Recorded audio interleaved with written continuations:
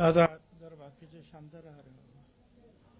आज आम्ही सगळे ओबीसी नेते महाराष्ट्रातले जे आहेत इथं एकत्र जमलो होतो. तायवाडे त्यांचं आंदोलन तिकडे सुरू आहे, उपोषण, त्यामुळे ते काही येऊ शकले नाही. पण इतर ठिकाणी सुद्धा जवळजवळ 5-6 ठिकाणी उपोषणं आणि आंदोलनं सुरू झालेली आहेत. आमदार पडळकर हे मुंबईपासून दूर आहेत फार, त्यामुळे ते येऊ शकले नाहीत. प्रधान सचिव महेश झगडे त्यांनी पण काही निरोप पाठवले, काही अडचणी आहेत. आमदार खडसे त्यांनी सांगितलं बा मी पण तुमच्या, अशा अनेक लोकांनी सांगितलं आम्ही तुमच्याबरोबर आहोत. आणि आपण इथे पाहतात की ही सगळी मंडळी जी आहेत आम्ही सगळे एकत्रित तिथे आलेलो आहोत. तर जे आता आज आंदोलन सुरू आहे मुंबई शहरामध्ये, त्याच्यामध्ये 2-4 गोष्टी ज्या आहेत, काही गोष्टी तुम्ही दाखवलेल्या आहेत. एक तर जे आहे याच्यामध्ये सरळ सरळ उच्च न्यायालयाने म्हटलेलं आहे की मराठा व कुणबी एकच आहे असं मानणं हा सामाजिक मूर्खपणा आहे. परत दुसरं पण असंच आलं जजमेंट, आणि त्याच्यात सांगितलं की मराठा आणि कुणबी या वेगळ्या जाती आहेत. याच्यावर सुप्रीम कोर्टात ज्यावेळेला केस गेली त्यावेळेला सुप्रीम कोर्टाने म्हटलं आहे, in the view of the above facts and position the bench finds that the Maratha is not socially backward community.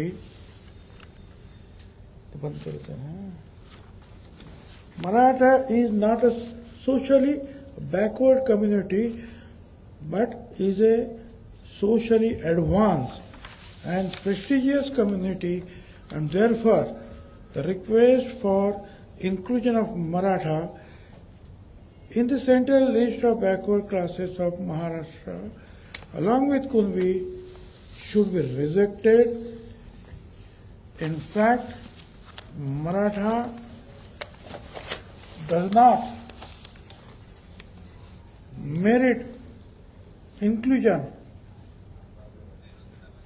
in the backward classes for Maharashtra, either jointly or Kunbi, with Kunbi, or under the separate entity office. म्हणजे कुणबी मराठा किंवा मराठा कुणबी किंवा नुसता मराठा हे जे आहे ते होऊ शकणार नाही, हे सुप्रीम कोर्टाने सांगितलं, वारंवार सांगितलेलं, एकदा नाही. आपण एक लक्षात घेतलं पाहिजे की ज्या वेळेला काही वर्षापूर्वी महाराष्ट्रामध्ये मराठा समाजाचे मोर्चे निघाले, गुजरातमध्ये गुजराती समाजाचे, पाटीदार समाजाचे, पटेल समाजाचे, राजस्थानमध्ये गुर्जर समाजाचे आणि हरियाणावरती जे जाट समाजाचे मोर्चे निघाले की आम्हाला पण पाहिजे.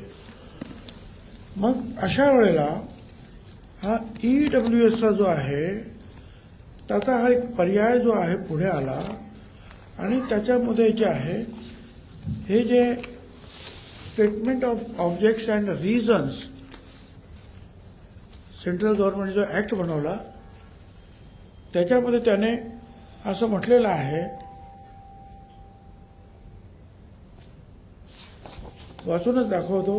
हाऊएव्हर economically weaker section of citizens were not eligible for the benefit of reservation with a view to fulfill the mandate of Articles 46 and to ensure that the economically weaker sections of citizens to get a fair chance of receiving higher education and participation in employment in the services of the state, it has been decided to amend the Constitution of India. हे त्यांनी चक्क लिहिलेलं आहे की ज्यांना दलित वर्गात, आदिवासी वर्गात, ओबीसी वर्गात जे बसत नाहीत, परंतु आर्थिकदृष्ट्या मागास आहेत, शैक्षणिकदृष्ट्या मागास आहेत, पण ते सामाजिकदृष्ट्या मागास नाही. हे जे रिझर्वेशन आहे 50% आतलं, हे सामाजिकदृष्ट्या मागास असलेल्या लोकांचं आहे.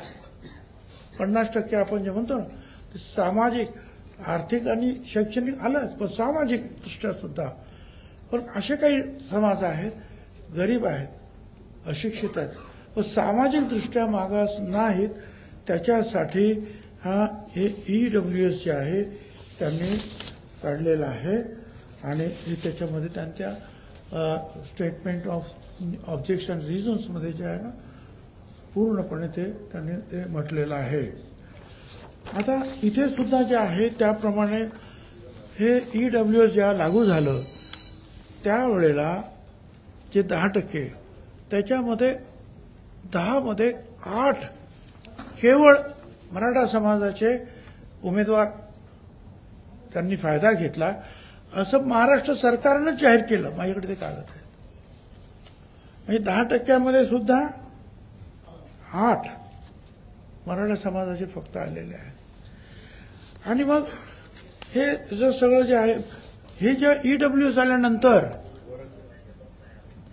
गुजरातमधलं जे पाटीदारांचं आंदोलन बंद झालं, गुर्जर समाजाचं आंदोलन बंद झालं, जाटचं बंद झालं, साऊथमध्ये कापूचं बंद झालं, कारण त्यांना 10% मिळाले. त्याच्यामध्ये ते सहज गेले, कारण 50%तले लोक जाऊ शकत नव्हते तिकडे. त्यामुळे मोठा समाज तोच होता की तो तिथे गेला. तरी सुद्धा काही नेते ऐकायला तयार नाहीत. मग आणखीन दुसरे 10% मराठा समाजाचं सेपरेट आरक्षण दिलं, ACBC. ते टिकवण्यासाठी लढाई सुरू आहे आता अजून. आणि मुख्यमंत्र्यांनी वारंवार सांगितलं की आम्ही ती लढाई जिंकणार, आम्ही हरणार नाही. मग हे असं जर आहे तर मग हे वारंवार जे आहे आम्हाला जे आहे एकत्रित द्या, OBC मध्येच द्या, OBC मध्येच द्या. आता त्यांनी हे जे आहे काय काढलं काय, तर हे निजामाचं जे आहे काय तुमचं गॅझेटियर वगैरे वगैरे आहे, बरोबर. बरं, ठीक आहे. त्याच्यामध्ये सुद्धा त्यांनी काय सांगितलेलं आहे, हे जे आहे हे गॅझेटियर जे आहे हे उस्मानाबाद आणि लातूरचं, त्याच्यामध्ये सुद्धा त्यांनी असं म्हटलेलं आहे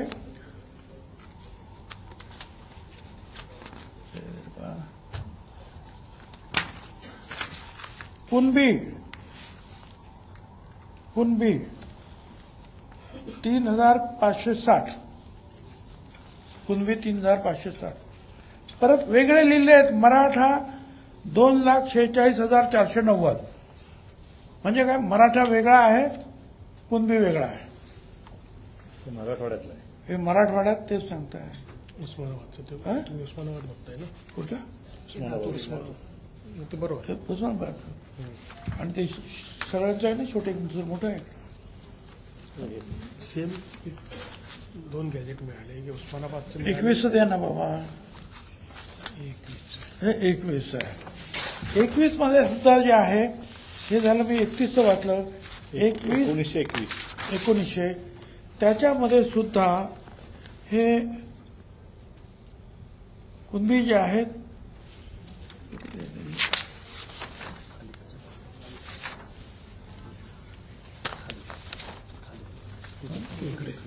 हा कुणबी याच्यात लिहिलेले आहेत 34,324. मराठा आणि मराठा लिहिलेले आहेत 97,200. 7,200. हे संपूर्ण मराठवाड्याचं आहे. हैदराबाद संस्थान म्हणजे मराठवाडा निजामचं. आता याचा अर्थ काय झाला, याचा अर्थ असा झाला की 1,24,71,000 टोटल निजामाची संख्या, 1,24,71,000 ही टोटल लोकसंख्या आणि त्याच्यामध्ये 34,000 कुणबी, 34,000 कुणबी, मराठा 14,07,000. म्हणजे किती झाले कुणबी, किती टक्के झाले? 0.3%. पण हे पण करताना प्रश्न असा आहे की सर्रास देणार कसं काय? जो कुणबी आहे तो पुढे तर आला पाहिजे. आता ते म्हणतात जे शेतकरी आहेत ते सगळे कुणबी. अरे ब्राह्मण सुद्धा शेतकरी होते ना, आहेत सुद्धा. पारशांची सुद्धा शेती आहे, मारवाडी समाजाची आहे, सगळ्यांची आहे ना शेती. मग काय त्यांचं काय करायचं? ते सगळे झाले ओबीसी. ओबीसींची जी आहे निजामापासून सुद्धा फारकत केलेले मराठा वेगळे आहेत आणि कुणबी वेगळे आहेत आणि ओबीसी आणखीन वेगवेगळे आहेतच त्याच्यामध्ये. साळी, माळी, कोळी, तेली, तांबोळी, बंजारा, खाटीक, बेटीक सगळे आहेत वेगवेगळे. मी वाचून नाही दाखवतो तुम्हाला, सगळे त्याच्यात. पण त्यांचं म्हणणं की आम्हाला हेच पाहिजे. आम्ही सांगितलं त्यांना काय द्यायचं, आम्हाला काय म्हणणं नाही, त्यांना जरूर द्या. ते काय करतात त्याच्याशी सुद्धा आम्हाला कर्तव्य नाही. पण आमचे जे काही आम्हाला 27% 17% आम्हाला शिल्लक राहिलेले आहेत. कारण 6% जे आहेत हे भटक्या विमुक्तांसाठी गेले. बाकीचे आणखीन कोणाला ते नोबेटिक अमुक तमुक त्याच्यात ते आणखीन सगळे गेल्यावर 2% आणखीन गोवारीला दिले. 17% शिल्लक राहिले आणि 374 जाती आहेत. तुम्ही आमच्यामध्ये त्यांना टाकू नका, एवढी आमची विनंती. आम्ही आज मुख्यमंत्र्यांना मी स्वतः भेटलो. तिथे दोन्ही उपमुख्यमंत्री होते. त्यांना सुद्धा हायकोर्टाचे जजमेंट्स, त्यांना सुद्धा सुप्रीम कोर्टाचे जजमेंट्स, हे तुमचं जे काय गॅझेटियर्स न्यामकन तमकन सगळं दप्तर दाखवलं. म्हटलं हे सगळं आहे, हे तुम्ही लक्षात घ्या. हे ओलांडून तुम्ही ज्या दिवशी जाल त्याच्या दुसऱ्या दिवशी आम्ही कोर्टात हजर आहोत. आंदोलन तर करूच, पण कोर्टात सुद्धा आम्ही जाऊ. कारण जर संविधान जर तुम्ही मानतात बाबासाहेब आंबेडकरांचं, तर हे सगळे संविधानातून निर्माण झालेले जे आहेत ना कागदपत्र आहेत, ते आपलं मान्य करावं लागतील. त्याप्रमाणे तुम्हाला काय ते करायचं ते करा. बाकी आता ते जे काय करतात तुम्ही कोर्टात काय करा, ते काय करा, आम्हाला काही कर्तव्य नाही. आणि आज आम्ही आमच्या सगळ्या लोकांना सांगितलं की आपण ते आणि सरकार पाहून घेईल काय करायचं ते. आपण आता तयारीला लागायचं आहे. अनेक ठिकाणी उपोषण सुरू केलं, अनेक ठिकाणी उपोषण सुरू करायचंच आहे. तहसीलदारापासून तर कलेक्टरपर्यंत सगळीकडे जे आहेत मोर्चा काढून एकच महत्वाचं वाक्य तिथं पाहिजे, आमच्या ओबीसीच्या वाट्यामध्ये दुसरे वाटेकरी नकोत. 200-250 फक्त होते, ते 374 झाले आमचे. ते साहेब म्हणतात 17 जाती तुम्ही नवीन घेतल्या. कुठल्या 17 जाती घेतल्या? अहो ते कुठला समाज? ओबीसी अंतर्गत पोट जाती हे पोट जाती होत्या बरं का. लिंगायत समाजाच्या पोट जाती होत्या.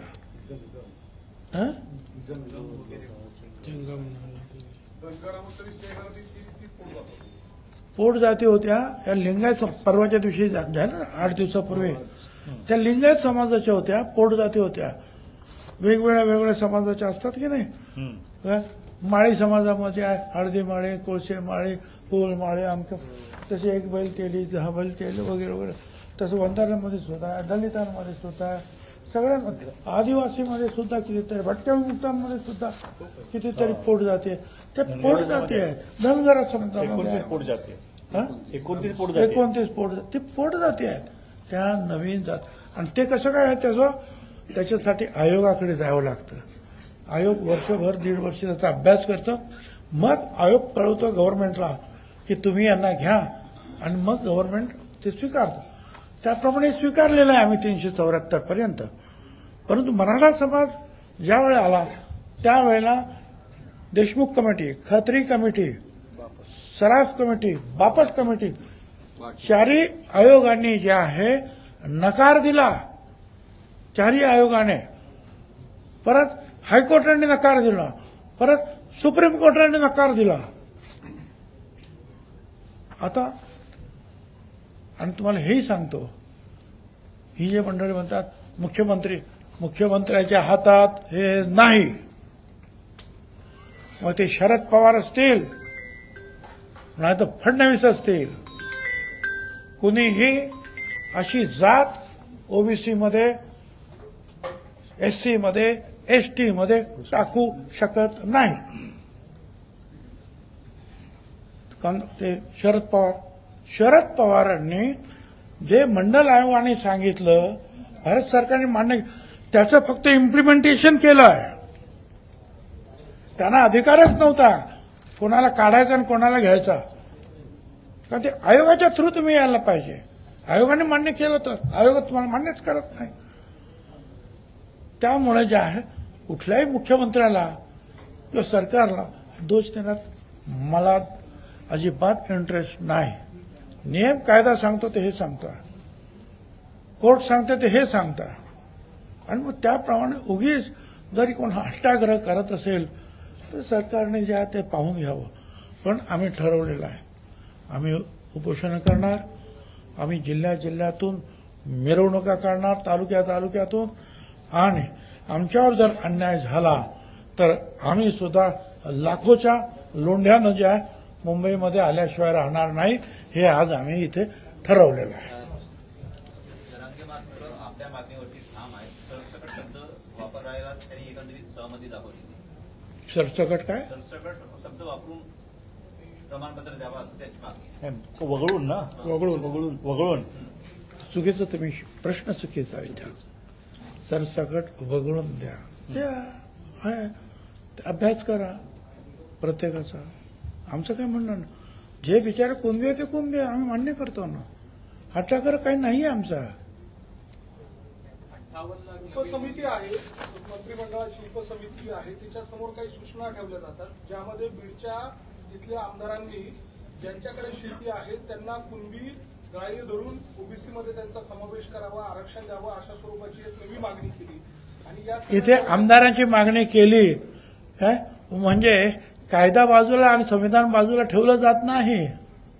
हे संविधान आहे, हे कायदा आहे, त्या कायद्याप्रमाणेच होईल. उद्या कोणी म्हणेल की मला दलित समाजात टाका आणि त्यांचे मला हे द्या, नाही म्हणणार आम्हाला. तसं शेतकरीच्या ब्राह्मणांच्या सुद्धा शेती आहेत, सगळ्यांच्या शेती आहेत. त्यामुळे शेतकरी म्हणजे काही हे असं नाही. आणि हे सांगितलंय ना त्यांनी, हायकोर्टाने सुद्धा सांगितलं की होणार नाही, हे असं नाही शक्य. आणखीन काय पाहिजे? आमदारांच्या मागण्या आणि जरी अधिवेशनात जर एकमुखी ठराव केला तरी ते होत नाही आहे. कसं करणार तुम्ही? त्याचा जो नियम आहे रस्ता, त्याच रस्त्याने जावं लागेल. आणि ते चुकीचं झालं तर कोर्टात ताबडतोब ते जाणार, खलास होणार, संपणार. तेच तर मुख्यमंत्री सुद्धा म्हणाले की चुकीचं काय केलं तर दुसऱ्या दिवशी संपेल ते. ज्या पद्धतीने अनेक आंदोलकांचं वर्तन आहे त्या बाबतीत अनेक प्रश्न निर्माण झालेले आहेत. हा सगळा प्रकार मुंबई हायकोर्टात गेला. हायकोर्टाचंही असं म्हणणं आहे की हे आंदोलन आता हाताबाहेर जात आहे. कुठेतरी सरकार हतबल होतंय का या सगळ्या गोष्टींपुढे? ज्या पद्धतीनं मुंबईतील रस्ते बंद होणं असेल किंवा सीएसएमटी स्थानकाचा सगळा परिसर कॅप्चर झालेला आहे. हायकोर्टात सुनावणी सुरू असताना मुंबई हायकोर्टाला पुढे आंदोलकांचा घेराव होता. सरकारची हतबलता पण समोर येते का या सगळ्यामुळे? असं की आंदोलन करायला लोकशाहीमध्ये कोणी बंधन घालू शकत नाही, पण ती शांततेनं लोकशाही मार्गाने ते व्हायला पाहिजे.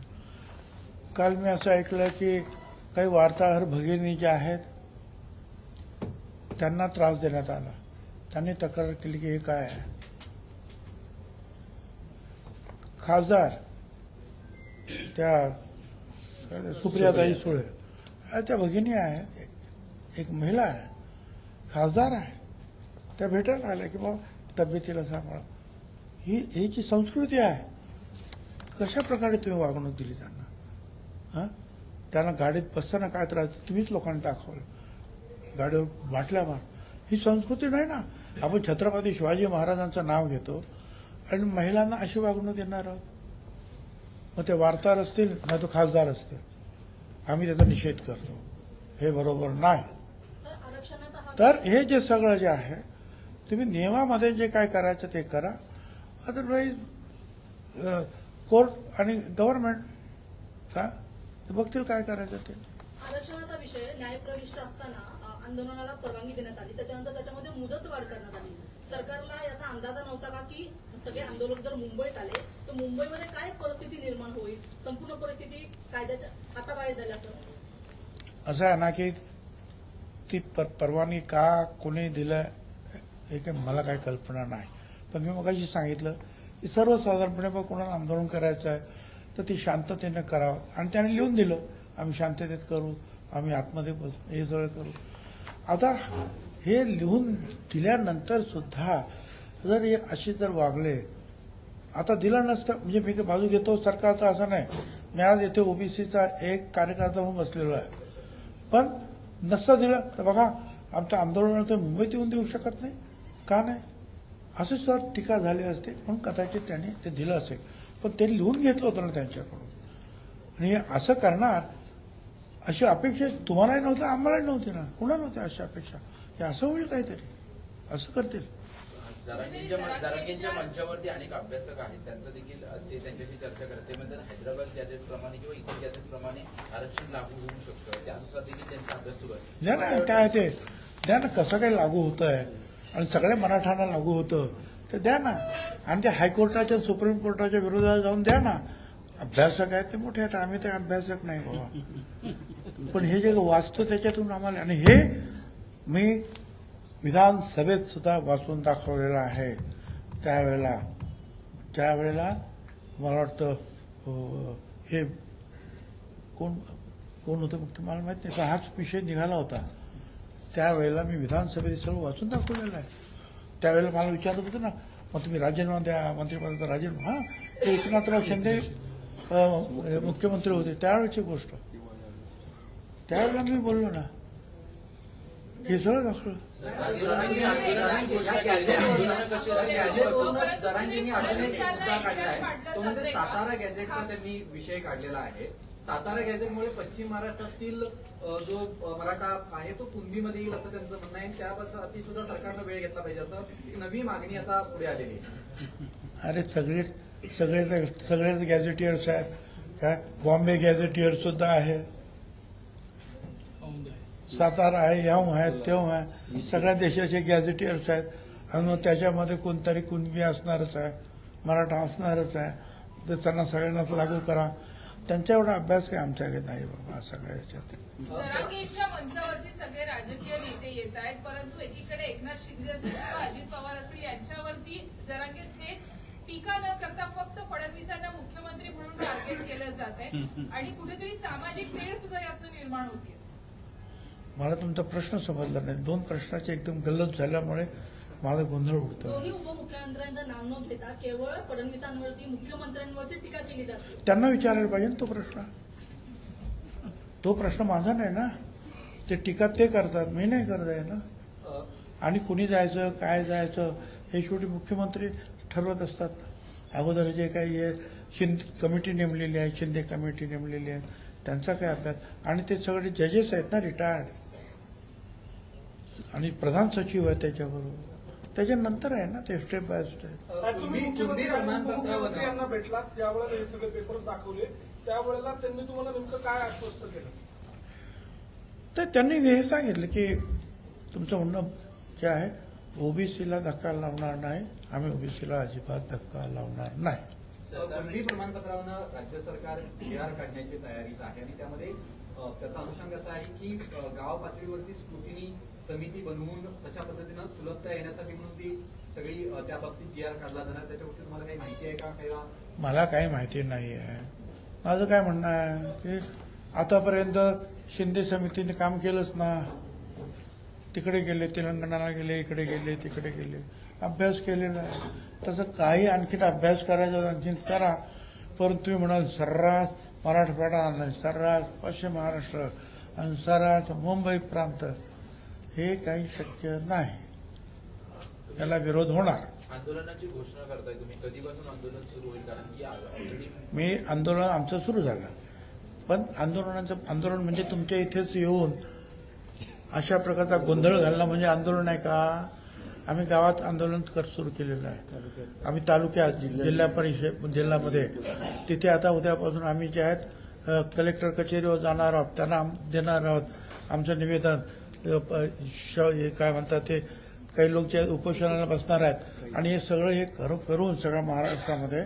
त्याच्यानंतर आम्हाला जर पुढे असं वाटलं की हे जे आहेत काही गोष्टी आमच्या विरुद्ध जाणून बुजून सरकारनं जर गेलेल्या आहेत किंवा आमच्यावर अन्याय झालेला आहे, तर हे थोडंसं गणपती आणि गेल्यानंतर, आणि आज जसं कोर्टाने सुद्धा विचारलं की त्या काय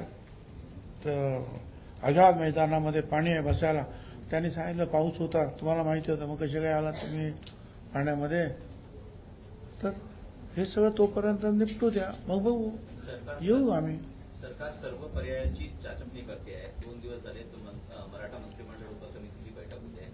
जरांगे मागे हटायला तयार नाहीत. मग याच्यातून मागे कसा निघेल, तोडगा कसा निघेल? ते आता ते समिती आहे, शिंदे समिती आहे, नंतर विखे पाटील समिती आहे, ते त्याच्यावर अभ्यास करतात. माझा मुद्दा एवढाच, भटक्या विमुक्त ओबीसींवर अन्याय होऊ देणार नाही, एवढा पुरतं. बाकी त्यांना काय करायचं ते करू. राज ठाकरे म्हणतात शिंदेनाच विचारा काय ते. हो, आता राज ठाकरे म्हणतात ठीक आहे, आता त्यांना काय उत्तर द्यायचं आहे ते जरांगेने दिलेलं आहे का. परंतु जे आहे सगळ्यांनी चांगली भूमिका घेतलेली आहे की बाबा माणुसकीच्या दृष्टीने जे आहे तिथल्या लोकांना चहा पाणी नाश्ता जेवण द्या. तुमच्या ओबीसी नेत्यांवरती हल्ले होत आहेत. तुमच्या ओबीसी नेत्यांवर काही ओबीसी नेत्यांवरती हल्ले पण होत आहेत. काय होत आहे? हल्ले होत काही ओबीसी नेत्यांवरती हल्ले पण होत आहेत. कशासाठी? आम्ही कोणावर हल्ले करत नाही, ते का आमच्यावर हल्ले करतात? हा, लक्ष्मण हाकेंवरती हल्ले झाले. हो बरोबर ना. तुम्ही का आपण कशासाठी करता? आणि असे हल्ले झाले तर पोलिसांनी ताबडतोब निर्णय घ्यायला नको का? पाऊल उचलायला पाहिजे त्यांनी. सर, मनोज जरांगे पाटील यांच्या मागे दोन्ही राष्ट्रवादीचा हात आहे. काही वेळापूर्वीच लक्ष्मण हाके यांनी स्टेटमेंट केले. तुम्ही ओबीसीचे नेते म्हणून सध्या भूमिका मांडताय, पण तुम्ही राष्ट्रवादीचे नेते सुद्धा आहात, त्याबद्दल तुम्ही काय बोलता? मी ओबीसीचा नेता म्हणून इथे बसलेलो आहे. मंत्रिमंडळात सुद्धा ओबीसीचा नेताच आहे. मी आमदार पण ओबीसीचा नेता म्हणूनच बसलेलो आहे. आज नाही, 35 वर्षापासून बसतो आहे. पुढे काय?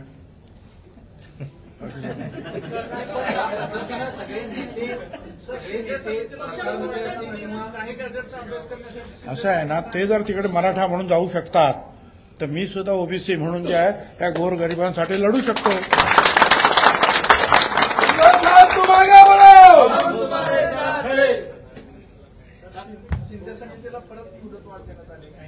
द्या, आणखी द्या, 2, 10, 15, 25 वर्ष द्या. आमचं काहीच म्हणणं नाही हो. एक एक घर तपासा, द्या ना, कुठे निघतील तिथे द्या. आमचं काही म्हणणं नाही. आणि हे पण चेक करा म्हणावा, ज्यांनी खोटी सर्टिफिकेट घेतली त्यांची सर्टिफिकेट रद्द सुद्धा करा, ते पण करा म्हणा. सर, हिंदी में जानना चाहेंगे, आज जो है बैठक संपन्न हुई, यहाँ पे क्या निर्णय लिए गए इस पूरी बैठक के? यहाँ जो है सारे ओबीसी के हमारे सारे जो अलग अलग घटक जो है, जैसे VJNT है और 374 जो सारी जो है जनजाति है, सारे जनजाति है, घुमंतु है, ये है, वो है, सब कुछ है.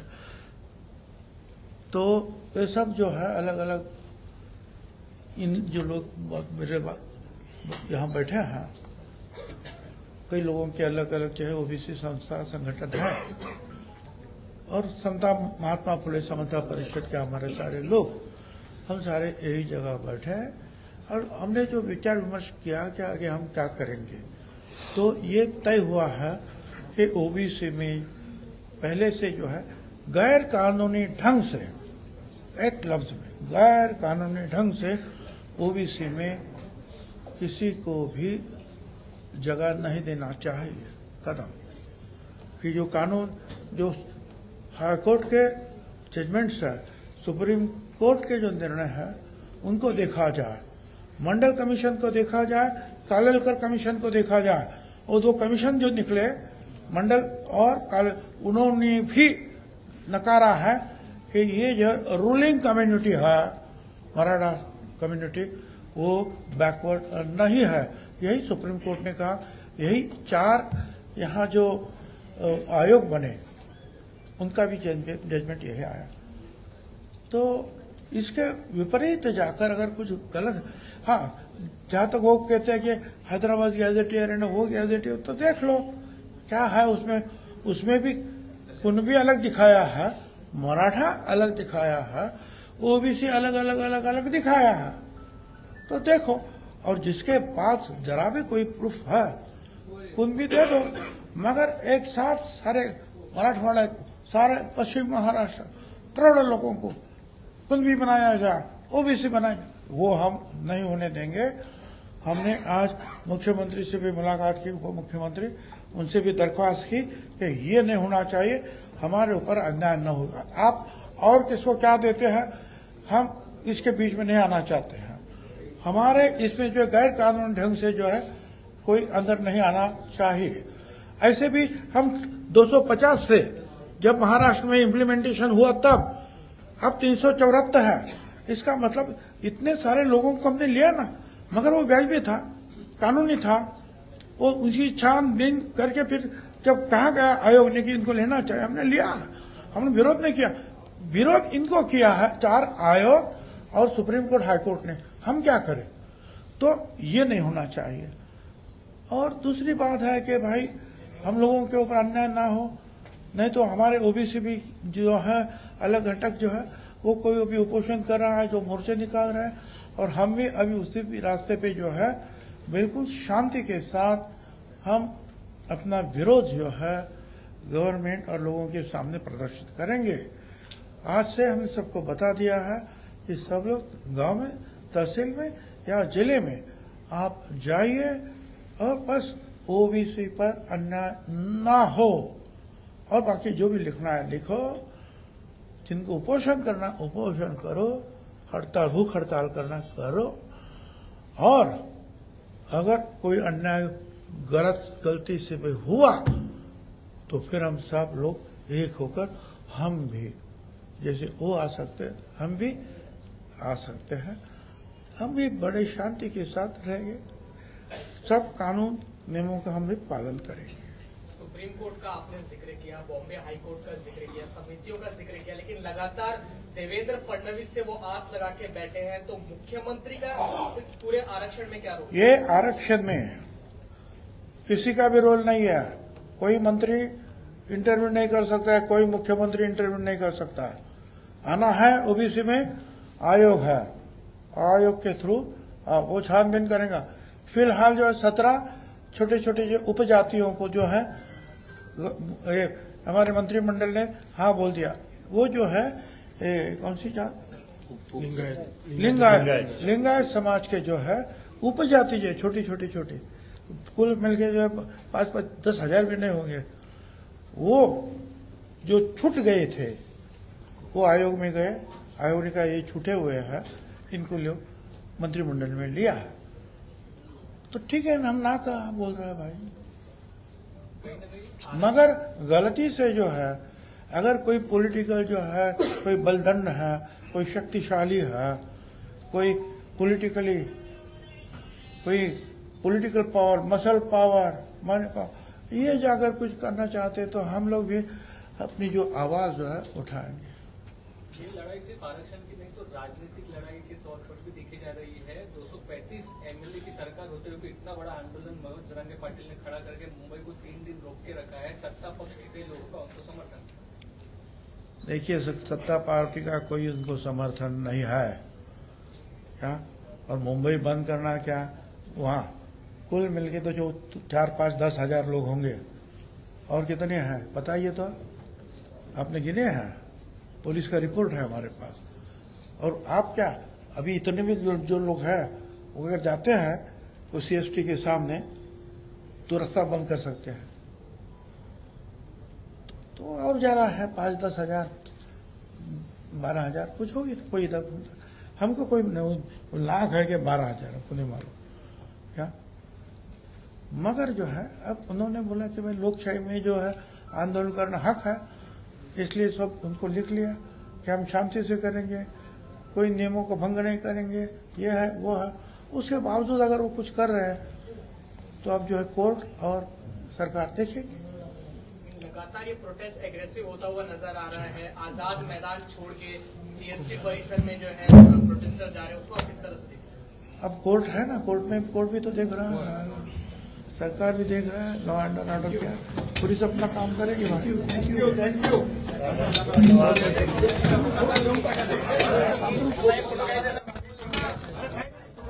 बाजूला फोटो काढायचे, फोटो काढा रे बाबा, उभे राहू काय आम्ही?